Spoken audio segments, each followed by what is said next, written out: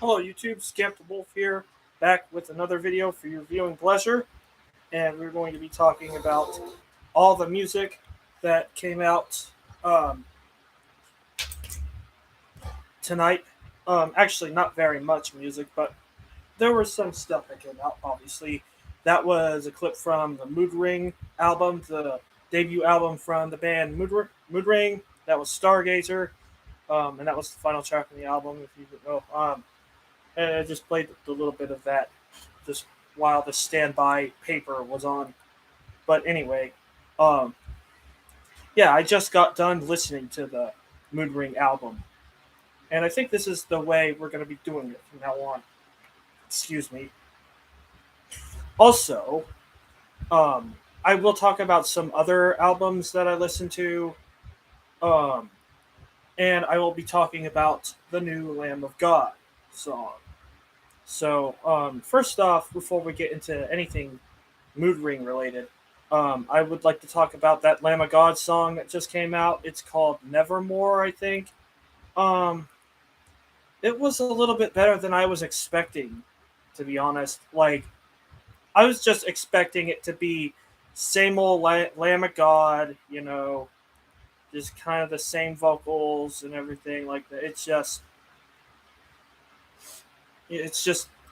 like the same exact thing we get from Lamb of God all the time. Like, and I do like that they kind of diversified a little bit more with the song structure, even though it's the same thing. But I still am not really moved by this song, Nevermore.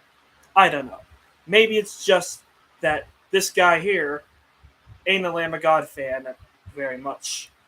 Only having like maybe two albums. Those are As the Palaces Burn and Ashes of the Wake. Those two albums, and those two albums are pretty solid. And I don't think Lamb of God really pushes the envelope that much in terms of metalcore or adjacent kind of stuff, groove metal. Like they just do the same thing over and over. Don't They kind of did that with the one that had Chino Moreno as a guest vocalist on a track. The the seventh one, Sturm und Drang or whatever that album was called. The rest of them, I don't feel like they've really like pushed the envelope. Not even on Sacrament, really. So it's kind of just a mild like this thumb. Like in terms of if it's a thumbs up or a thumbs down, it's a thumbs sideways. Yeah, that's kind of my rating for it. And I will talk briefly about the albums that I did hear um, last night because I know that I heard two. I heard Moontooth's album Phototroph, and I heard Upon a Burning Body's album Fury. And the Moontooth one I did like a little bit. Um, I think their previous album Crux is better, in my personal opinion. That's how I got introduced to Moontooth was through Rock's Best of albums. Then I heard Crux. I'm like, this is really good. Like there's some songs I liked on Crux, like Through Ash and Musketeers and Rhythm and Roar. I think I think that song. Um, this one I don't really see much. I did replay the song Nymphaceae, however you pronounce that. That was the first single. When the Conduit came out, I didn't really care as much about it. Uh, and then there's definitely some good stuff on Phototroph. It's just I think Crux is a little bit better, so it'll probably be 7 out of 10 for that album. It's definitely good. Um, so yeah, there's that, and then we gotta get to Upon a Burning Body because if you don't remember, if you follow my DeviantArt, I have been writing reviews and stuff for the past 5 years or so, talking about music, and I hated that band's last album, which was called Southern Hostility. That album sucked. It was terrible.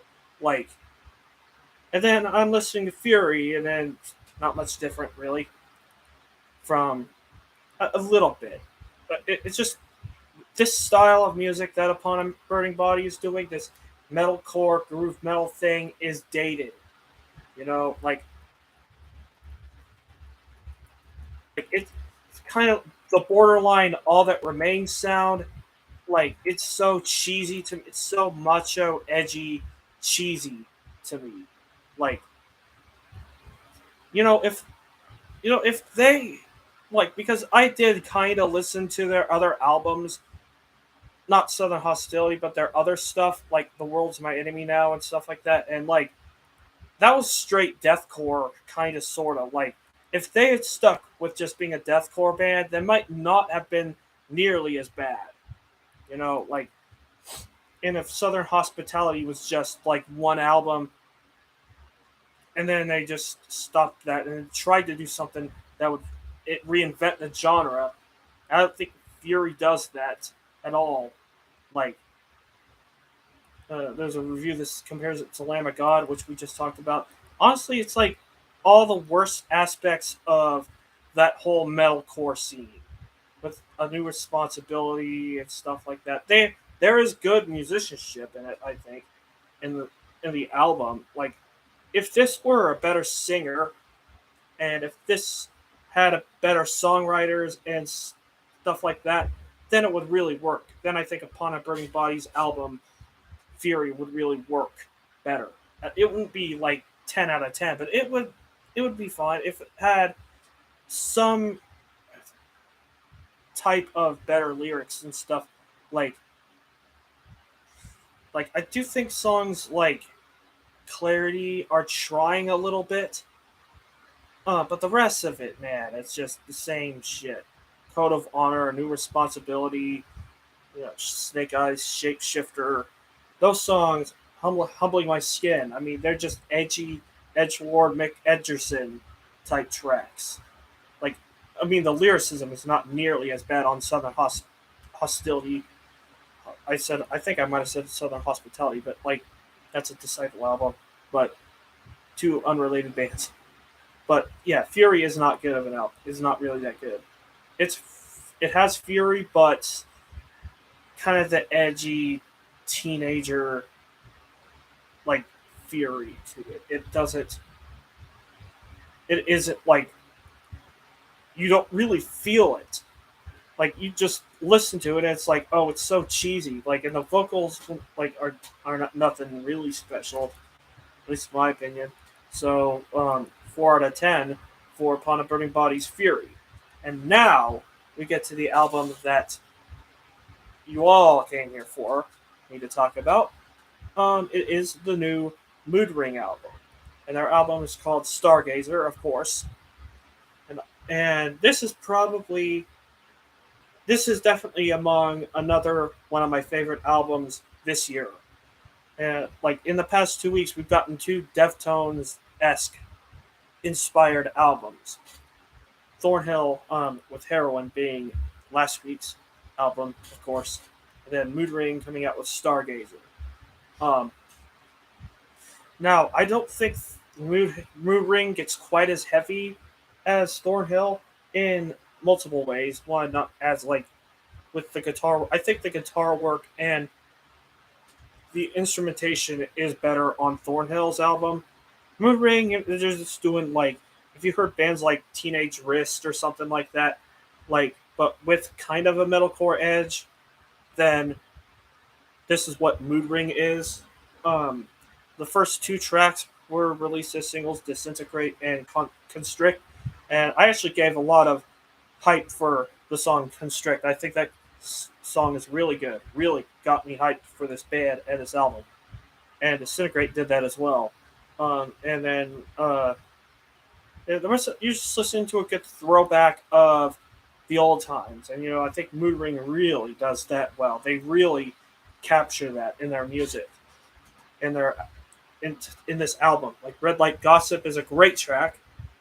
Um, the ending is kind of iffy, where they go na na na na in the chorus. Like the chorus, they sing the melody of the chorus, and it's like na na na na and stuff like that. But the rest of the song's great. I did. There is like one track that kind of just stops everything dead for me, and that's Nike, also known as Now I Kill Everything. This song is weird. It's a weird track. Like it has these like electronic effects and stuff. I think the verses are better than the chorus in this song. Um, and I the sound effects in the chorus and stuff like really don't do anything for me. So I just wanted to be able to get back to the good stuff. You know, tracks like "Head in the Clouds" and stuff, and "Sync Wave." And "Sync Wave" is not even one of the best songs of the album. I think the bookends are really the best part of the album. Like, to be honest, like "Peel" and "Stargazer," those are great. Those are good songs. Definitely going with that like melodic like sound that they're going for. But like, I really like the last the last few songs on it. Like "Head in the Clouds" is great. "Novocaine Bones" I think is good, and "Xeno Foreign Love." That song's a great closing track.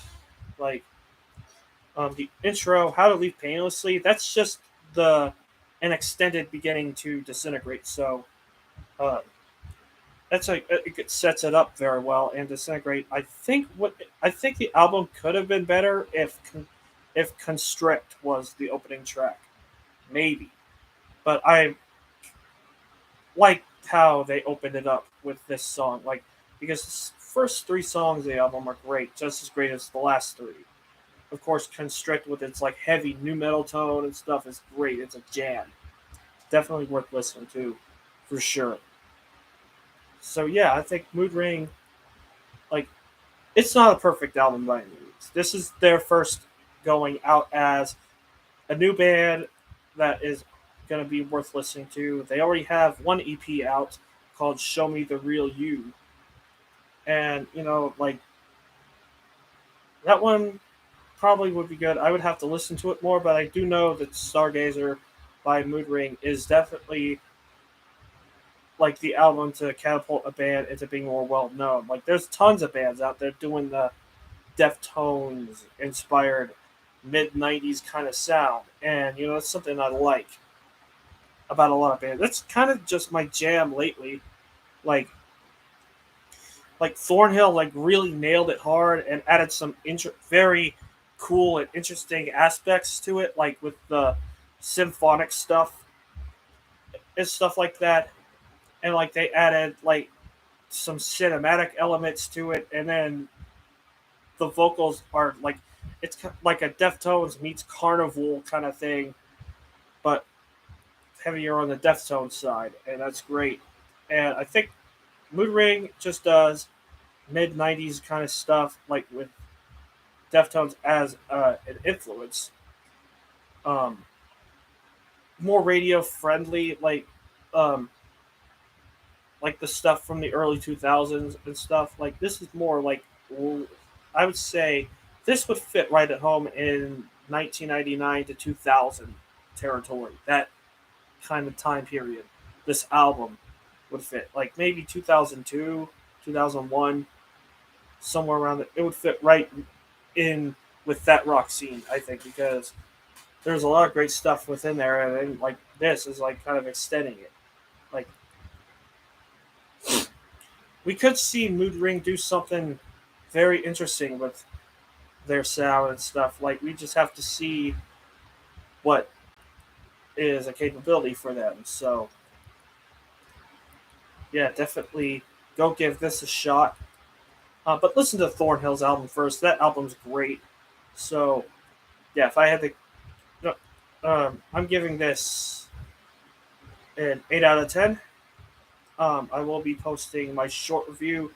I just have to write some little paragraph out and do dialogue to it. So yeah, just give me the rating you would give it, and like the top chat says, or if it's at least it says now. I don't know if I checked live chat replay, but like, what do you think of any of the music that I talked about here on this video? Let me know in the comment section down below, which is obvious. So yeah, so that's gonna be it for now. This is Skeptic Wolf signing out. Take care.